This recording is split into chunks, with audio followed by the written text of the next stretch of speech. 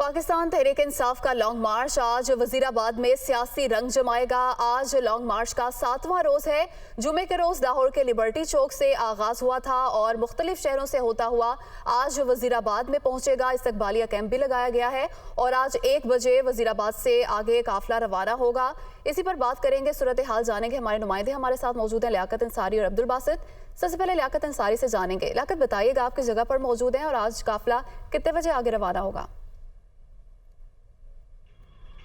जी बिल्कुल, मैं इस वक्त कोट खिजरी में मौजूद हूँ। ये वजीराबाद का वो पॉइंट है जहाँ से आज लॉन्ग मार्च के 7वें रोज़ का इमरान खान की क़यादत में आगाज़ होना है। आज इमरान खान सारा दिन वजीराबाद में ही रहेंगे। एक बजे का वक्त दिया गया है उनकी अराइवल का कोट खिजरी के मुकाम पर, और उसके बाद यहाँ से लॉन्ग मार्च की क़यादत करते हुए मौलाना ज़फ़र अली चौक पर पहुँचेंगे, जहाँ पर उनका भरपूर इस्तकबाल होगा और वहाँ पर खिताब भी होगा।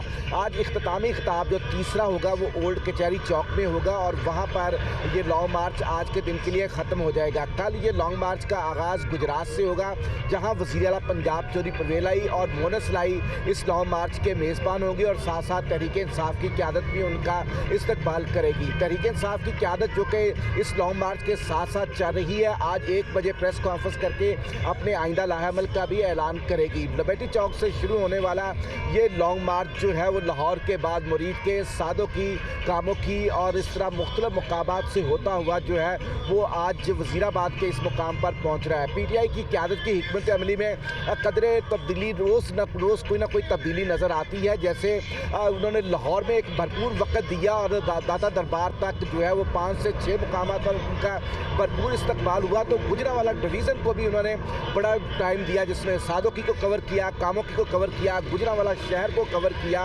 और गुजरांवाला की जो साइड जो आबादी थी उसको कवर किया। अलबत्ता जो कल गखड़ मंडी का मुकाम था वहाँ पर जो है वो गखड़ मंडी को कवर करने के साथ साथ इमरान खान ने सियालकोट के इलाके को भी कवर किया। वहाँ पर रिसेप्शन के तमाम लोग जो हैं वो आज काफिला वजीराबाद में ही मौजूद रहेगा।